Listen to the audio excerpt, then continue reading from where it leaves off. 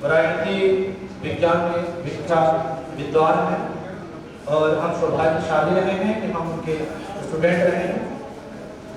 मैं मंच पर आमंत्रित कर रहा हूँ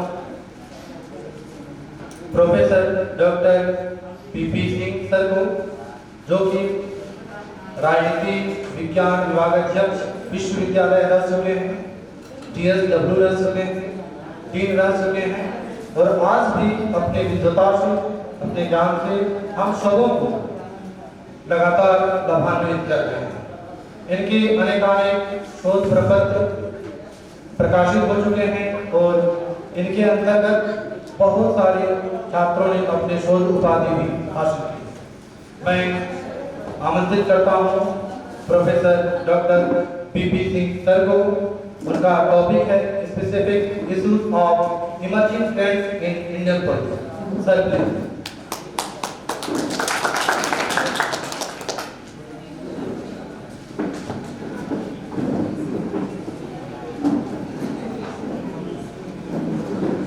आचार्य महोदय, प्रबुद्ध जन और मित्रों,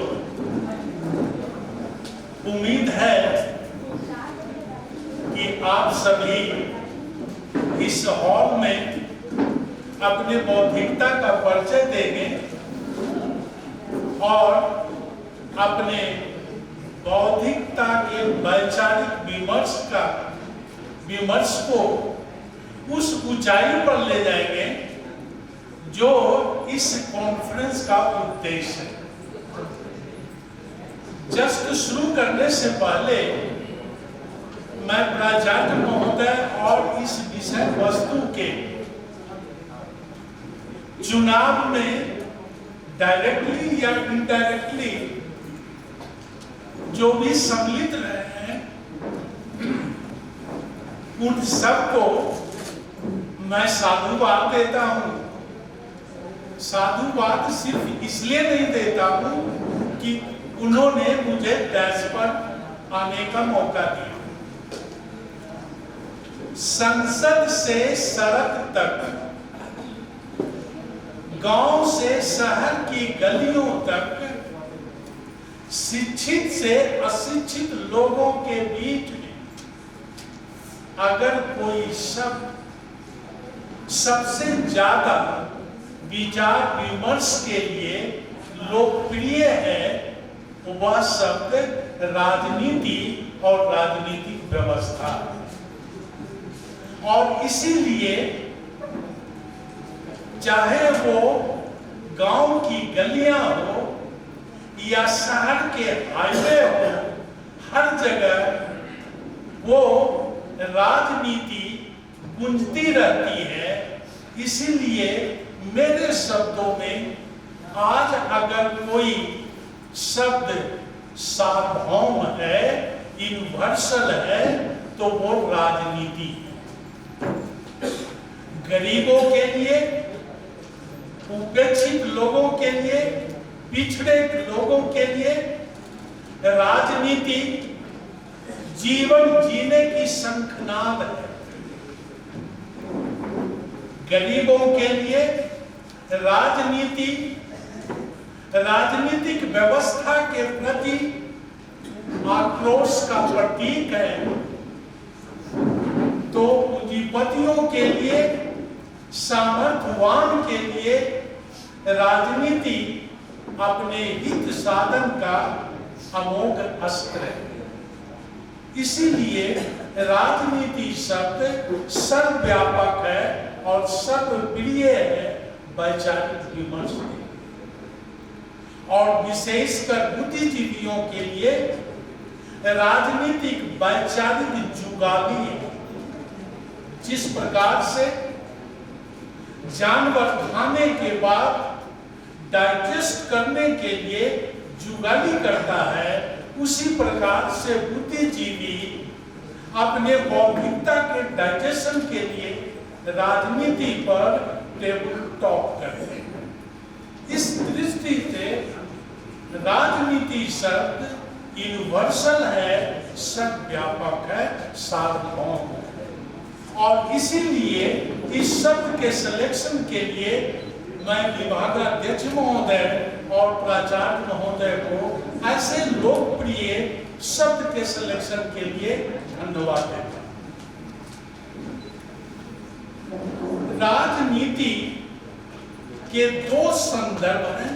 राजनीति शब्द के दो संदर्भ हैं। एक इसका निगेटिव एस्पेक्ट है, दूसरा इसका पॉजिटिव एस्पेक्ट है। अगर राजनीति से हम घृणा करते हैं तो राजनीति के बिना आधुनिक सभ्यता की हम कल्पना नहीं कर सकते। गरीबों के लिए ये आक्रोश की ज्वालामुखी है, तो सामर्थ्यवान के लिए ये अपने सामर्थ्य का गौरव है। इस प्रकार अब प्रश्न उठता है, इसीलिए कहा जाता है कि हम भले राजनीति का ख्याल करें या न करें, राजनीति हमें अवश्य ख्याल करती। इस प्रकार राजनीति शब्द आज न सिर्फ राष्ट्रीय स्तर पर बल्कि वैश्विक स्तर पर एक यूनिवर्सल टर्मिनोलॉजी के रूप में जाना जाता है। अब प्रश्न उठता है कि ये राजनीति शब्द दो अर्थों में क्यों है? एक निगेटिव एस्पेक्ट है और दूसरा पॉजिटिव एस्पेक्ट है। हम सभी जानते हैं कि किसी भी वाद का प्रतिवाद होता है और वाद और प्रतिवाद का जो संशोधित सर्वोत्तम रूप होता है उसको हम संवाद कहते हैं। तो राजनीति का निगेटिव एंड पॉजिटिव एस्पेक्ट जो है वो वाद और प्रतिवाद के रूप में है और राजनीतिक व्यवस्था इन दोनों का संवाद के रूप में जो हमें रिजल्ट देता है। तो राजनीति के सैद्धांतिक और व्यवहारिक पहलू का अध्ययन हम इसी परिप्रेक्ष्य में करने की कोशिश करते हैं और राजनीति का इसी संदर्भ में इसकी व्याख्या की जा सकती है। भारत में राजनीति के जो मुख्य इश्यूज हैं उसके संदर्भ में मैं कुछ कहना चाहता हूं कि राजनीति के व्याख्या या विश्लेषण में हम एक सैद्धांतिक पैराडाइम बनाए, एक सैद्धांतिक सूत्र है जिसे अलजेब्रा का सूत्र कहते हैं। उसी प्रकार से पॉलिटिकल विश्लेषण के लिए एक सूत्र है जिसे कहते हैं स्ट्रक्चरल फंक्शनल अप्रोच, संरचनात्मक प्रकार्यात्मक विश्लेषण। तो भारत में राजनीति का जो इमर्जिंग ट्रेंड है, इस इमर्जिंग ट्रेंड को हम स्ट्रक्चरल फंक्शनल कंसेप्ट में एक्सप्लेन करेंगे शॉर्ट। लेकिन इस सैद्धांतिक फॉर्मूले से पहले हमें इसका हिस्टोरिकल पर्सपेक्टिव में अध्ययन करना होगा कि राजनीति का हिस्टोरिकल डेवलपमेंट कैसे। स्वतंत्रता प्राप्ति के बाद इतिहास की बात भूल जाए। स्वतंत्रता प्राप्ति के बाद राजनीति का जो कंसेप्ट डेवलप किया उसको हम स्ट्रक्चर की दृष्टि से और उस स्ट्रक्चर की फंक्शन की दृष्टि से बतलाने की कोशिश करते हैं। ये सूत्र इसलिए भी महत्वपूर्ण है कि किसी भी देश में राजनीति सोसाइटी को रिप्रेजेंट करता है।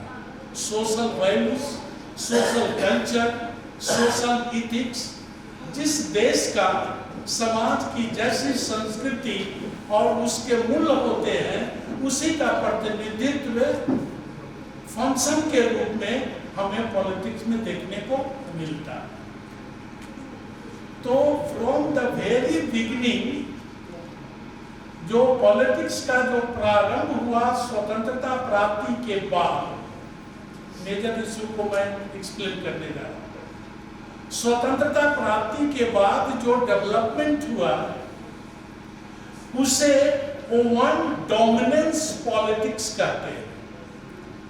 एक प्रभुत्व राजनीति, जिसे हम बिल्कुल साधारण शब्दों में उसको कांग्रेस डोमिनेंस सिस्टम कहते हैं।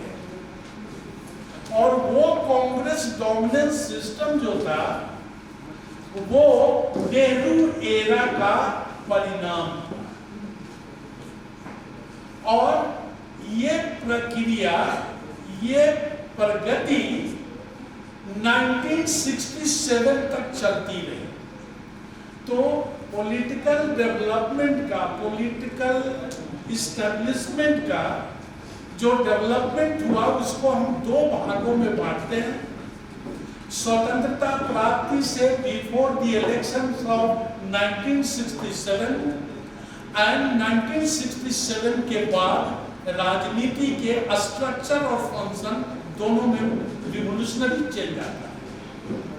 तो बिफोर 1967 जो स्ट्रक्चर बनता है वह कहलाता है one dominance politics, Congress dominance politics, Nehru era and national dominance politics.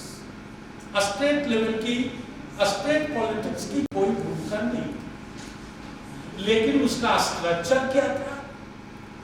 From the independence to before the elections of 1967 उस पॉलिटिक्स का स्ट्रक्चर था एफसी, उसको शॉर्ट में एफसी कहते हैं, फॉरवर्ड कास्ट डोमिनेंस।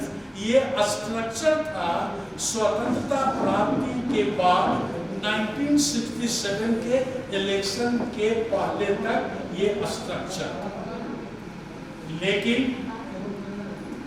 1967 के इलेक्शन के बाद इमर्जेंस ऑफ मिडिल कास्ट का इमर्जेंस होता है और उसका परिणाम यह होता है कि वो जो एफसी जो है वो बीसी में कन्वर्ट होता है। तो जो मध्य वर्गीय जो जातियां थी वो 1967 से उसका इमर्जेंस होता है। और 1967 से ही भारत में रीजनल पॉलिटिक्स का, स्टेट लेवल के पॉलिटिक्स का एंट्री होता है। तो इट वाज द 1967 का इलेक्शन वो departure from FC to DC में कन्वर्ट होता है। फॉरवर्ड कास्ट से बैकवर्ड कास्ट या लोअर कास्ट में डिफर करता है। ये तो फंक्शन की बात हो गई, लेकिन स्ट्रक्चर इसका कैसा था? ये जो डेवलपमेंट हुआ, तो जैसा कि मैंने पहले ही कहा था कि सोशल स्ट्रक्चर रिप्रेजेंट्स करता है पॉलिटिकल कलर को। तो भारत का सोशल स्ट्रक्चर जो था वो dominated by the caste system, और उस कास्ट का रिप्रेजेंटेशन 1967 के इलेक्शंस में दिखलाई पड़ता है। और इसीलिए विभिन्न राज्यों में इंक्लूडिंग बिहार, और वो झारखंड उस समय में बिहार का हिस्सा था, तो 1967 से स्टेट पॉलिटिक्स का इमर्जेंस होता है। और वो स्टेट पॉलिटिक्स का इमर्जेंस जो है वो मिडिल क्लास इमर्जेंस है।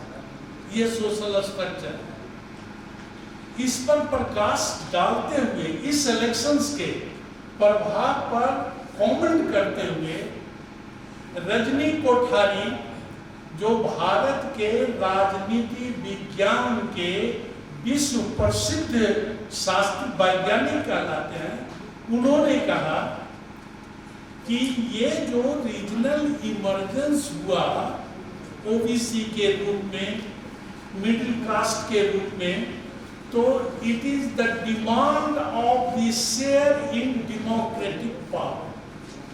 जो पहले से जो चला आ रहा था भारतीय राजनीति में जो कुछ जातियां जो पूरे राजनीति को कवर किए हुई थी, तो स्ट्रक्चर की दृष्टि से वो जनतंत्र नहीं था, क्योंकि जनतंत्र में एवरीवन हैज अ शेयर, प्रत्येक व्यक्ति की हिस्सेदारी होती है।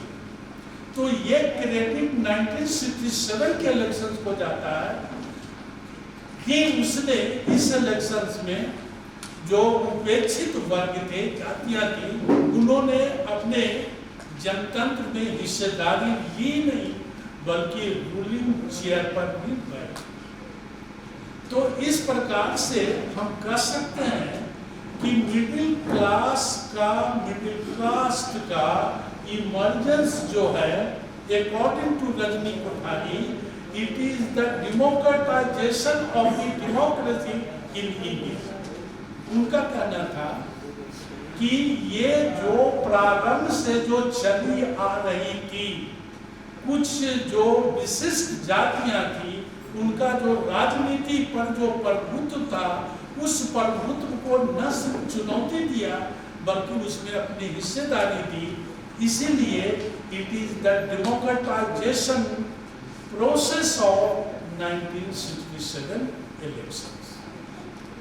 लेकिन एक कमेंट उन्होंने और किया रजनी कोठारी ने इसी इलेक्शंस पर, जो इशू है रीजन इमर्जिंग ट्रेंड्स का।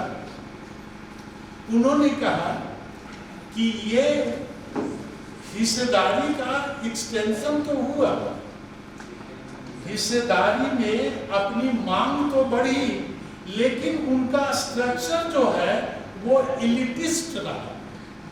इलिटिस्ट अवजनवादी दृष्टिकोण को कहते हैं। अवजनवाद का मतलब ये होता है कि समाज में कुछ विशिष्ट लोग जो होते हैं वो सत्ता पर अपना नियंत्रण रखते हैं।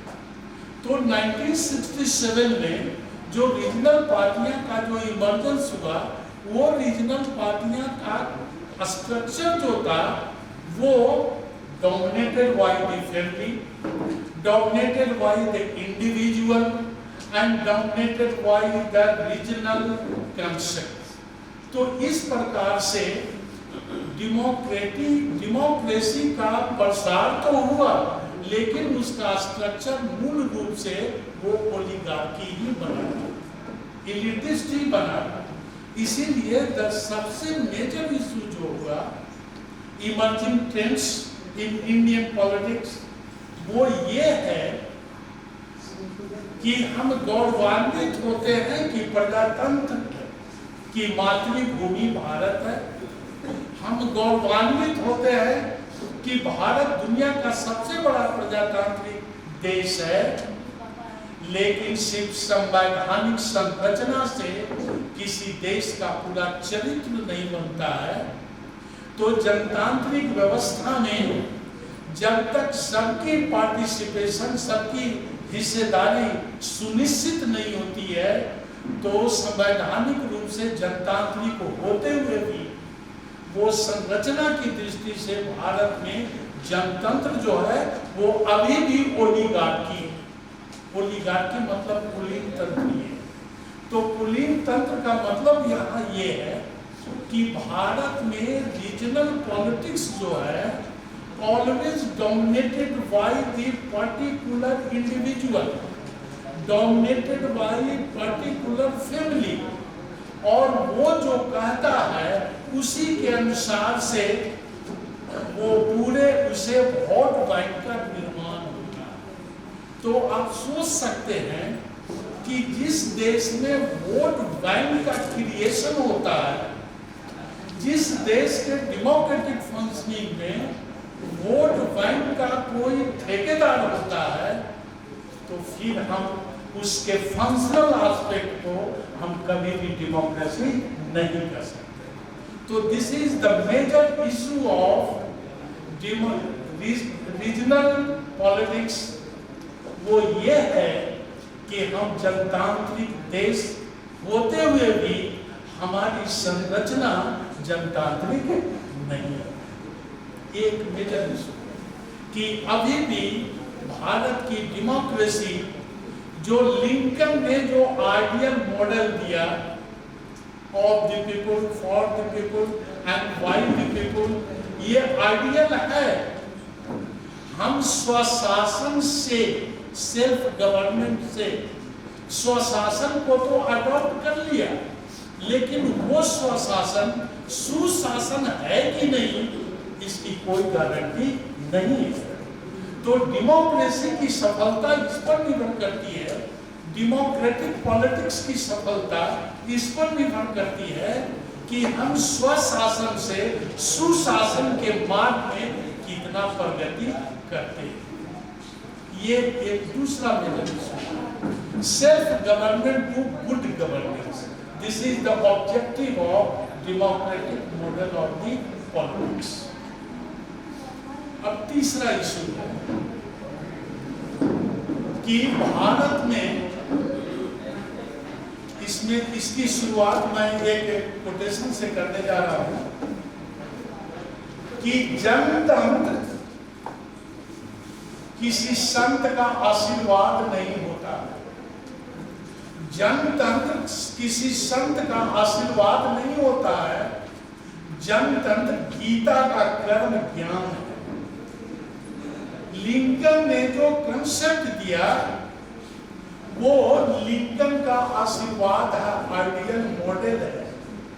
लेकिन उस आइडियल मॉडल को हम इस रूप में इम्प्लीमेंट करते हैं, ये महत्वपूर्ण है कि क्या हम उस जनतांत्रिक मूल्य के अनुसार हमारा कर्म है या नहीं है। लेकिन हमारा कर्म क्या है, पॉलिटिकल मोबिलाइजेशन क्या है। तो भारत में पॉलिटिकल मोबिलाइजेशन जो है that is based on caste, based on religion, based on language, based on regionalism. तो जब हमारा जनतंत्रीय सोच और जनतंत्रीय कर्म इस प्रकार के रीजनल बेसिस पर मोबिलाइज होते रहेंगे तो फिर हम कभी भी स्वशासन को सुशासन में कन्वर्ट नहीं कर सकते। सुशासन का मतलब सिर्फ सेल्फ गवर्नमेंट नहीं है। भारत में तो है, वोट देने का अधिकार है, स्वशासन है। लेकिन अगर क्या हम गारंटी दे सकते हैं कि स्वशासन सुशासन में कन्वर्ट हो गया है? That is the major issue. How self government may be converted into good governance। अभी चूंकि मेरी समय सीमा निर्धारण कर दी गई है और समय का उल्लंघन होना भी नहीं चाहिए, सबसे मेजर इशू का जो पिन पॉइंट है कि अभी अगर ग्लोबल इशू पर अगर आप देखें, सिर्फ भारत की बात मैं नहीं कर रहा, पूरे वैश्विक स्तर पर, तो राइट विंग पॉलिटिक्स का प्रभाव है। राइट विंग मतलब दक्षिणपंथी राजनीति। राइट विंग पॉलिटिक्स जो है, जो दुनिया का सबसे पुराना लोकतंत्र है, संयुक्त राज्य अमेरिका, वहां भी राइट विंग पॉलिटिक्स ही डोमिनेट कर रही है। और इसका ज्वलंत उदाहरण है कि वहां के दोनों पार्टियों के राष्ट्रपति के जो प्रत्याशी है, वे पुनः अमेरिका को वो सुपर पावर के गौरव की बात जनता के पास कर रहे हैं। वो पुनः उस कल्चर को डेवलप कर रहे हैं जो कि उन्हें अतीत में प्राप्त था। तो चाहे वो इटली हो, जर्मनी हो, जापान हो, इंक्लूडिंग इंडिया हो, पूरे वैश्विक स्तर पर ये प्रभाव अभी चल रहा है दक्षिणपंथी राजनीति, राइट विंग पॉलिटिक्स। लेकिन राइट विंग पॉलिटिक्स और इसका जस्ट उल्टा होता है लेफ्ट विंग पॉलिटिक्स। दोनों में एक बेसिक डिफरेंस है। राइट विंग पॉलिटिक्स जो होता है वो लोकलाइज्ड होता है, वो स्थानीय होता है। और लेफ्ट विंग पॉलिटिक्स जो होता है वो वैश्विक होता है, ग्लोबल होता है। इसीलिए जितने भी लेफ्ट विंग कंट्रीज हैं, वहां पर देखेंगे तो उनके कार्यक्रम, उनके क्रियाक्रम एक समान है। लेकिन राइट विंग पॉलिटिक्स जो होता है वो अलग अलग देशों में अलग अलग होता है, क्योंकि राइट विंग लोकलाइज्ड होता है। तो भारत का राइट विंग इमर्जेंस जो अभी है, this is also the major problem. क्यों है? क्योंकि India is a land of variety. Bharat विविधताओं का देश है, न तो कोई खास एक कास्ट, कल्चर, रिलीजन, लैंग्वेज का ये देश नहीं है, ये विविधताओं का देश है। और इसकी तुलना हम प्रकृति के इस रूप में व्यक्त कर सकते हैं कि प्रकृति की सुंदरता एक रूपता में नहीं है, प्रकृति में समरूपता नहीं, विभिन्नता। प्रकृति की खूबसूरती है कि हजारों फूल खिले, that is the beauty of the nature. तो भारत उसी का प्रतिनिधित्व करता है। भारत वैराइटीज की कंट्री है। तो ऐसे वैराइटीज से पूर्ण कंट्रीज में अगर एक पर्टिकुलर पॉलिटिक्स, चाहे वो राइट विंग हो या लेफ्ट विंग हो, इम्पोज नहीं किया जा सकता और वो कभी भी सफल नहीं हो सकता। तो अभी भारत में ही नहीं, पूरे वर्ल्ड में जो पॉलिटिक्स का जो एक्सपेंशन हो रहा है वो राइट विंग है, दक्षिणपंथी है, जिसका प्रभाव भारत पर भी है। और इसका इमर्जेंस का मेन कारण ये है पूरे वैश्विक स्तर पर कि लेफ्ट विंग का लीडरशिप जो सोवियत यूनियन था, उसके विखंडन के बाद पूरे ईस्टर्न यूरोप से लेफ्ट विंग पॉलिटिक्स समाप्त हुई। और वो जो उसके विखंडन के बाद जो ग्लोबलाइजेशन का दौर प्रारंभ होता है, तो उस ग्लोबलाइजेशन का दौर में ये राइट विंग पॉलिटिक्स ग्लोबलाइज्ड हो गई संयुक्त राज्य अमेरिका के नेतृत्व में। इसीलिए now we are living in the age of globalisation, and globalisation means the right wing politics. ये एक मेजर इशू है कि क्या एक पर्टिकुलर आइडियोलॉजी या particular way of life Bharat में संभव है। लेकिन एक इसमें एक फुट नोट्स ये है राइट विंग पॉलिटिक्स में कि right wing politics classic sense में यूज नहीं होते। 24 कैरेट्स विभूति के रूप में राइट विंग पॉलिटिक्स यूज नहीं होते। क्यों? क्योंकि भारत जैसे देश में जहां गरीबी या अनएम्प्लॉयमेंट है, उस देश में social justice, socialist programme, social development के इशू जरूर प्रभावकारी होते हैं। इसीलिए मुख्य धारा तो राइट विंग पॉलिटिक्स है, लेकिन उसका सपोर्टिंग लेफ्ट विंग। तो इस प्रकार से भारत में राइट विंग पॉलिटिक्स और लेफ्ट विंग पॉलिटिक्स दोनों का क्या कॉम्बिनेशन हो, that is the major issue. इसके बाद अगर बिल्कुल थ्योरेटिकल और प्रैक्टिकल की बात करें तो प्रजातंत्र, जैसा कि पॉलिटिकल साइंस के विद्यार्थी जानते होंगे, एक अमेरिकन एसएम लिपसेट, अमेरिकन राजनीति वैज्ञानिक हुआ है एसएम लिपसेट, उसकी पुस्तक का नाम है द पॉलिटिकल मैन। तो उसने कहा कि कोई भी पॉलिटिक्स, चाहे वो ओलिगार्की हो, अरिस्टोक्रेसी हो या डेमोक्रेसी हो, वो कभी भी सेल्फ इंटरेस्ट के अलावे दूसरे इंटरेस्ट की कदम नहीं बढ़ाता। क्यों? तो उसने पॉलिटिक्स का नेचर बदला है कि politics is always emotional, political issues is always emotional, sentimental, politics is not rational. राजनीति कभी भी पूर्ण रूपेण बौद्धिक नहीं, बल्कि संवेगात्मक आवेगात्मक इशू पर आधारित होता है। और इसीलिए दुनिया के सभी देशों में, चाहे वो ब्रिटेन की मदरलैंड ऑफ पार्लियामेंट्री डेमोक्रेसी हो या संयुक्त राज्य अमेरिका का विकसित प्रजातंत्र हो, सभी देशों में भारत की तरह इमोशनल और सेंटिमेंटल इश्यूज ही काम करते हैं पॉलिटिक्स के क्रियान्वयन के लिए।